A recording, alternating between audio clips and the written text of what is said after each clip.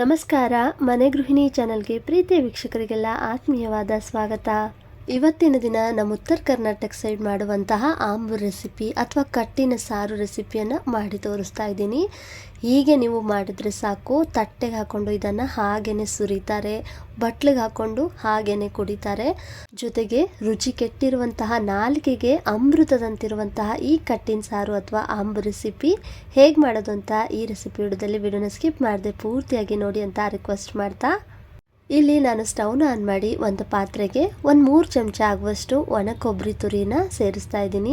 ನಿಮ್ಮ ಹತ್ರ ಒಣ ಕೊಬ್ಬರಿ ಇಲ್ಲ ಅಂದರೆ ಪರವಾಗಿಲ್ಲ, ಹಸಿ ಕೊಬ್ಬರಿನೇ ತುರಿದು ಈ ಥರ ಸೇರಿಸಿ ಮೀಡಿಯಂ ಫ್ಲೇಮ್ನಲ್ಲಿ ಈ ಥರ ಚೆನ್ನಾಗಿ ಹೊಂಬಣ್ಣದ ಕಲರ್ ಬರೋವರೆಗೂ ಇದನ್ನು ಹುರಿದು ತಗೊಳ್ಬೇಕಾಗುತ್ತೆ.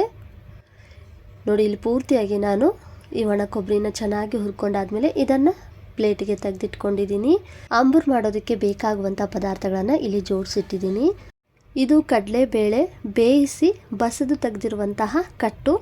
1 ಬಟ್ಲು ಕಡಲೆಬೇಳೆ 3 ಬಟ್ಲಾಗುವಷ್ಟು ನೀರನ್ನು ಸೇರಿಸಿ 3 ರಿಂದ 4 ವಿಜಲ್ ಬರೋವರೆಗೂ ಬೇಳೆನ ಬೇಯಿಸ್ಕೊಂಡು, ಬೇಯಿಸಿದ ಬೇಳೆನಲ್ಲಿರುವಂಥ ಎಕ್ಸ್ಟ್ರಾ ನೀರನ್ನು ತೆಗೆದಿರುವುದೇ ಇದೇ ಕಟ್ಟು. ಇದರಿಂದ ನಾವು ಆಂಬೂರು ಮಾಡೋದು. ಇದ್ರ ಜೊತೆಗೆ ನಾನಿಲ್ಲಿ ಸ್ವಲ್ಪ ಹುಣಸೆ ಹಣ್ಣನ್ನು ಕೂಡ ನೆನೆಸಿಟ್ಟಿದ್ದೀನಿ. ಹಾಗೆಯೇ ಬೆಳ್ಳುಳ್ಳಿ, ಶುಂಠಿ, ಹಾಗೆಯೇ ಇಲ್ಲಿ 2 ಚಿಕ್ಕದಾಗಿರುವಂಥ ಈರುಳ್ಳಿನ ಡೈರೆಕ್ಟಾಗಿ ಒಲೆ ಮೇಲೆ ಸುಟ್ಟಿ ತೊಗೊಂಡಿದ್ದೀನಿ. ಮತ್ತು ಇವಾಗ ತಾನೇ ಹುರಿದಿರುವಂತಹ ಕೊಬ್ಬರಿ, ಸ್ವಲ್ಪ ಕರಿಬೇವು, ಹಾಗೆ ಕೊತ್ತಂಬರಿ ಇದಿಷ್ಟು. ಮತ್ತು ಖಾರಕ್ಕೆ ಇಲ್ಲಿ ಮಸಾಲೆ ಖಾರನ ತೊಗೊಂಡಿದ್ದೀನಿ.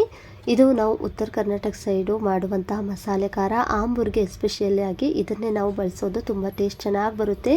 ಇದಿಲ್ಲ ಅಂದರೆ ನೀವು ಇದ್ರ ಬದಲಿಗೆ ಗರಂ ಮಸಾಲೆ, ಧನಿಯಾ ಪುಡಿ, ಹಾಗೆಯೇ ಸಾಂಬಾರು ಪುಡಿನ ಮಿಕ್ಸ್ ಮಾಡಿ ಕೂಡ ಸೇರಿಸ್ಬೋದು. ಜೊತೆಗೆ ಒಂದು ಸ್ವಲ್ಪ ಅಚ್ಚ ಖಾರದ ಪುಡಿನೂ ಕೂಡ ತೊಗೊಂಡಿದ್ದೀನಿ. ಇವಾಗ ಇಲ್ಲಿ ಮಸಾಲೆನ ರೆಡಿ ಮಾಡೋದಕ್ಕೆ ಚಿಕ್ಕ ಮಿಕ್ಸರ್ ಜಾರ್ಗೆ ಸುಟ್ಟಿ ತೊಗೊಂಡಿರುವಂತಹ 2 ಚಿಕ್ಕ ಈರುಳ್ಳಿನ ಈ ಥರ ಕಟ್ ಮಾಡಿ ಸೇರಿಸ್ತಾ ಇದ್ದೀನಿ. ಈರುಳ್ಳಿನ ಎಣ್ಣೆಯಲ್ಲಿ ಫ್ರೈ ಮಾಡೋದಕ್ಕಿಂತ ಈ ಥರ ನಾವು ಡೈರೆಕ್ಟಾಗಿ ಒಲೆಯಲ್ಲಿ ಸ್ವಲ್ಪ ಸುಟ್ಟಿ ತೊಗೊಂಡ್ರೆ ಟೇಸ್ಟು ಚೆನ್ನಾಗಿ ಬರುತ್ತೆ. ಹಾಗೆಯೇ ಬೆಳ್ಳುಳ್ಳಿ, ಹಸಿ ಶುಂಠಿ, ಸ್ವಲ್ಪ ಕರಿಬೇವು, ಹಾಗೆಯೇ ಹುರಿದಿರ್ತಕ್ಕಂತಹ ಒಣ ಕೊಬ್ಬರಿ ತುರಿನೂ ಕೂಡ ಸೇರಿಸ್ತಾ ಇದ್ದೀನಿ. ಸ್ವಲ್ಪ ಮಸಾಲೆ ಖಾರ, ಕೊತ್ತಂಬರಿ ಸೊಪ್ಪು, ಹಾಗೆಯೇ ಸ್ವಲ್ಪ ಅಚ್ಚ ಖಾರದ ಪುಡಿನೂ ಕೂಡ ಸೇರಿಸಿ ಸ್ವಲ್ಪ ನೀರನ್ನು ಸೇರಿಸ್ತಾ ಆದಷ್ಟು ಇದನ್ನು ಸ್ವಲ್ಪ ಲೈಟಾಗಿ ಅಲ್ಲಲ್ಲಿ ತರಿಯಾಗಿದೆ ಅನ್ನೋಷ್ಟು ಗ್ರೈಂಡ್ ಮಾಡಿಕೊಂಡ್ರೆ ಸಾಕು. ತೀರಾ ಜಾಸ್ತಿ ನೀರನ್ನು ಬಳಸದೆ ಆದಷ್ಟು ಇದನ್ನು ಈ ಮಸಾಲೆ ಸ್ವಲ್ಪ ಗಟ್ಟಿ ಹದಕ್ಕೇ ಇರಬೇಕು. ಇವಾಗ ನೋಡಿ, ನಾನು ಪೂರ್ತಿಯಾಗಿ ಗ್ರೈಂಡ್ ಮಾಡ್ಕೊಂಡಿದ್ದಾಗಿದೆ. ಈ ಥರ ಸ್ವಲ್ಪ ನಾನು ಅಲ್ಲಲ್ಲಿ ತರಿಯಾಗಿದೆ ಅನ್ನೋಷ್ಟು ಗ್ರೈಂಡ್ ಮಾಡ್ಕೊಂಡಿದ್ದೀನಿ. ಈ ಮಸಾಲೆ ಅಂತ ಇವಾಗ ರೆಡಿಯಾಗಿದೆ. ಇದನ್ನು ಸ್ವಲ್ಪ ಪಕ್ಕಕ್ಕೆ ಎತ್ತಿಟ್ಟು ಇದಕ್ಕೆ ಒಂದು ಚಿಕ್ಕದಾದಂಥ ಒಗ್ಗರಣೆನ ಮಾಡ್ತಾಯಿದ್ದೀನಿ. ಇಲ್ಲಿ ಸ್ಟವ್ನ ಆನ್ ಮಾಡಿ ಒಂದು ಪಾತ್ರೆಗೆ 1-2 ಟೇಬಲ್ ಸ್ಪೂನ್ ಅಷ್ಟು ಅಡುಗೆ ಎಣ್ಣೆ ಸೇರಿಸಿ, ಎಣ್ಣೆ ಸ್ವಲ್ಪ ಬಿಸಿ ಆಗಿದೆ ಅಂದಾಗ ಜೀರಿಗೆ, ಸಾಸಿವೆನ ಸೇರಿಸಿ, ಸ್ವಲ್ಪ ಕರಿಬೇವು, ಹಾಗೆಯೇ ರುಬ್ಬಿರ್ತಕ್ಕಂಥ ಮಸಾಲೆನೂ ಕೂಡ ಸೇರಿಸಿ ಮೀಡಿಯಂ ಫ್ಲೇಮ್ನಲ್ಲಿ ಚೆನ್ನಾಗಿ ಇದನ್ನು ಹುರ್ಕೊಳ್ಬೇಕಾಗುತ್ತೆ. ಇಲ್ಲಿ ಮಸಾಲೆನ ಮಿಕ್ಸರ್ ಜಾರ್ಗೆ ಹಾಕೋ ಬದಲಿಗೆ ಒಳ್ಕಲ್ಲು ಅಥವಾ ಕುಟಾನಿನಲ್ಲೂ ಕೂಡ ಜಜ್ಜಿ ತಗೊಳ್ಬೋದು. ತುಂಬಾನೇ ಚೆನ್ನಾಗಿರುತ್ತೆ. ಎಣ್ಣೆ ಅಂಶ ಕೂಡ ಚೆನ್ನಾಗಿ ಬಿಡುತ್ತೆ. ಮಸಾಲೆಯಲ್ಲಿರುವಂತಹ ಕೊಬ್ಬರಿ ಎಣ್ಣೆ ಅಂಶ ಚೆನ್ನಾಗಿ ಬಿಡಬೇಕು. ಅಲ್ಲಿವರೆಗೂ ನಾವು ಇದನ್ನ ಮಿಕ್ಸ್ ಮಾಡ್ಕೊಳ್ತಾ ಫ್ರೈ ಮಾಡಬೇಕಾಗುತ್ತೆ. ಮಸಾಲೆ ರುಬ್ಬುವಾಗ ಖಾರ ಮತ್ತು ಮಸಾಲೆ ಖಾರ ಸ್ವಲ್ಪ ಕಡಿಮೆ ಹಾಕಿದ್ದೆ. ಇವಾಗ ಮತ್ತೆ ನಾನಿಲ್ಲಿ ಈ ಒಗ್ಗರಣೆನಲ್ಲಿ ಅಚ್ಚ ಖಾರದ ಪುಡಿ ಅರ್ಧ ಚಮಚ, ಮಸಾಲೆ ಖಾರ ಅರ್ಧ ಚಮಚ, ಹಾಗೆಯೇ 1/4 ಚಮಚ ಆಗುವಷ್ಟು ಅರಿಶಿನ, ಮತ್ತು ಮಸಾಲೆ ಬೇಗ ಬೇಯಲಿ ಅಂತ ಒಂದು ಸ್ವಲ್ಪ ನಾನಿಲ್ಲಿ ಉಪ್ಪನ್ನು ಸೇರಿಸಿ ಚೆನ್ನಾಗಿ ಇದನ್ನು ಮಿಕ್ಸ್ ಮಾಡ್ಕೊಳ್ತಾ ಫ್ರೈ ಮಾಡ್ತಾ ಇದ್ದೀನಿ. ಹೀಗೆ ನಾವು ಒಗ್ಗರಣೆನಲ್ಲೂ ಕೂಡ ಸ್ವಲ್ಪ ಖಾರ ಹಾಗೆಯೇ ಮಸಾಲೆ ಖಾರ ಸೇರಿಸೋದ್ರಿಂದ ಮಾಡುವಂಥ ಆಂಬೂರು ಕಲ್ಲರು ತುಂಬಾ ಚೆನ್ನಾಗಿ ಬರುತ್ತೆ. ಹುರಿತಾ ಮಸಾಲೆ ಕೂಡ ಇವಾಗ ಚೆನ್ನಾಗಿ ಫ್ರೈ ಆಗಿದೆ. ಹಾಗೆಯೇ ಕೊಬ್ಬರಿ ಕೂಡ ಚೆನ್ನಾಗಿ ಫ್ರೈ ಆಗಿ ಎಣ್ಣೆ ಅಂಶ ಕೂಡ ಸ್ವಲ್ಪ ಮಟ್ಟಿಗೆ ಬಿಡ್ತಾ ಇದೆ. ಆಲ್ಮೋಸ್ಟ್ ಆಗಿ ಇದು ಇವಾಗ ರೆಡಿಯಾಗಿದೆ. ಈ ಥರ ಡ್ರೈ ಆಗಿ ಫ್ರೈ ಆಗಿದೆ, ನೋಡ್ತಾ ಇರ್ಬೋದು. ಇದಕ್ಕೆ ಇವಾಗ ಮುಂಚೆನೇ ನಾನು ನೆನೆಸಿರ್ತಕ್ಕಂಥ ಹುಣಸೆ ರಸನೂ ಕೂಡ ಸೇರಿಸ್ತಾ ಇದ್ದೀನಿ. ಚೆನ್ನಾಗಿ ಇದನ್ನು ಮಿಕ್ಸ್ ಮಾಡಿಕೊಂಡು ಸ್ವಲ್ಪ ಇದು ಫ್ರೈ ಆದರೆ ಎಣ್ಣೆ ಅಂಶ ಅನ್ನೋದು ಚೆನ್ನಾಗಿ ಬಿಟ್ಕೊಂಡಿರೋದು ಕಾಣಿಸುತ್ತೆ. ಅಲ್ಲಿವರೆಗೂ ಇದನ್ನು ನಾವು ಸ್ವಲ್ಪ ಫ್ರೈ ಮಾಡ್ಕೊಳ್ಬೇಕು.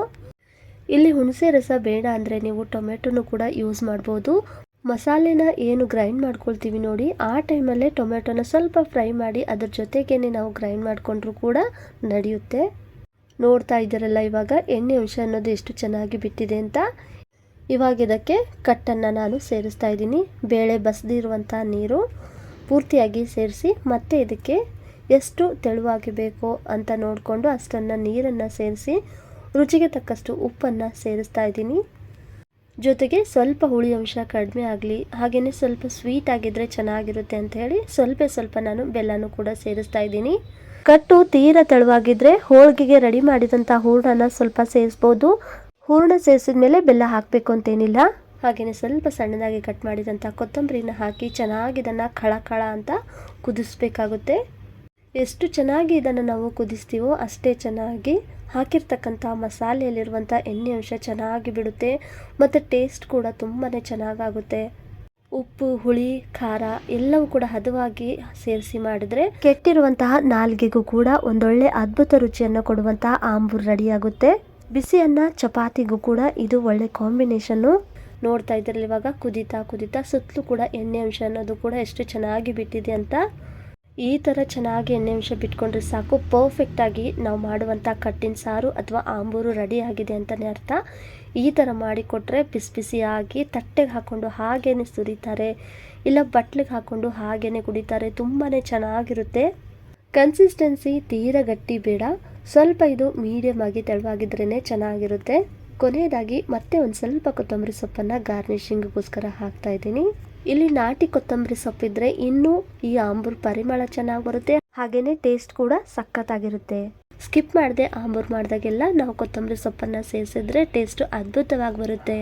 ಇದು ಮತ್ತೆ ತಣ್ಣಗಾದ್ಮೇಲೆ ಇನ್ನೊಂದು ಸ್ವಲ್ಪ ಎಣ್ಣೆ ಅಂಶ ಅನ್ನೋದು ಚೆನ್ನಾಗಿ ಬಿಟ್ಟಿರುತ್ತೆ. ಹೇಳಬೇಕು ಅಂದರೆ ಈ ಆಂಬೂರು ಟೇಸ್ಟು ಇವತ್ತು ಮಾಡಿರೋದು ಮಾರನೇ ದಿವಸ ಊಟ ಮಾಡಿದ್ರೆ ಇನ್ನೂ ಟೇಸ್ಟು ಹೆಚ್ಚಾಗಿರುತ್ತೆ, ಕಡಿಮೆ ಏನೂ ಆಗೋದಿಲ್ಲ. ಹೇಗೆ ನಾವು ಇದನ್ನು ಕುದಿಸ್ತೀವೋ ಹಾಗಾಗಿ ಇದ್ರ ಟೇಸ್ಟ್ ಹೆಚ್ಚಾಗುತ್ತಾ ಹೋಗುತ್ತೆ. ಈ ಆಂಬೂರನ್ನ ನಾವು 2 ರಿಂದ 3 ದಿನಗಳ ಕಾಲ ಊಟ ಮಾಡ್ಬೋದು, ಹಾಳಾಗೋದಿಲ್ಲ. ಯಾಕಂದರೆ ಇಲ್ಲಿ ಹುಣಸೆ ರಸನ ಬಳಸಿರ್ತೀವಿ. ಮಸಾಲೆನ ಆಲ್ಮೋಸ್ಟ್ ಆಗಿ ಎಣ್ಣೆಯಲ್ಲಿ ಚೆನ್ನಾಗಿ ಫ್ರೈ ಮಾಡಿರೋದ್ರಿಂದ ಅದು ಫ್ರೈ ಆಗಿ ಎಣ್ಣೆ ಅಂಶ ಕೂಡ ಚೆನ್ನಾಗಿ ಬಿಟ್ಟಿರುತ್ತೆ. ಹೇಗೆ ಇದನ್ನು ನಾವು ಕುದಿಸ್ತಾ ಹೋಗ್ತೀವೋ ಹಾಗಾಗಿ ಎಣ್ಣೆ ಅಂಶ ಕೂಡ ಚೆನ್ನಾಗಿ ಬಿಟ್ಕೊಂಡು ಆಂಬೂರು ಟೇಸ್ಟ್ ಕೂಡ ಚೆನ್ನಾಗಿರುತ್ತೆ. ಹಾಗೆಯೇ 2 ರಿಂದ 3 ದಿನ ಇಟ್ಟರು ಕೂಡ ಇದು ಹಾಳಾಗೋದಿಲ್ಲ. ತುಂಬ ಸಿಂಪಲ್ ಆದಂಥ ಪದ್ಧತಿ ಆದರೂ ಕೂಡ ಆಂಬೂರು ರುಚಿ ಮಾತ್ರ ಎಕ್ಸಲೆಂಟ್ ಅಂತಾನೆ ಹೇಳ್ಬೋದು.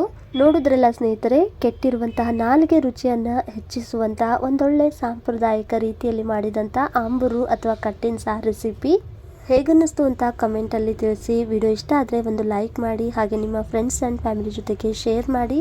ಮನೆ ಗೃಹಿಣಿ ಚಾನಲ್ನು ಕೂಡ ಸಬ್ಸ್ಕ್ರೈಬ್ ಮಾಡಿಕೊಂಡು ಸಪೋರ್ಟ್ ಮಾಡಿ ಅಂತ ಹೇಳ್ತಾ ಈ ರೆಸಿಪಿ ವಿಡಿಯೋ ನೋಡಿದ ಎಲ್ಲರಿಗೂ ಧನ್ಯವಾದಗಳು.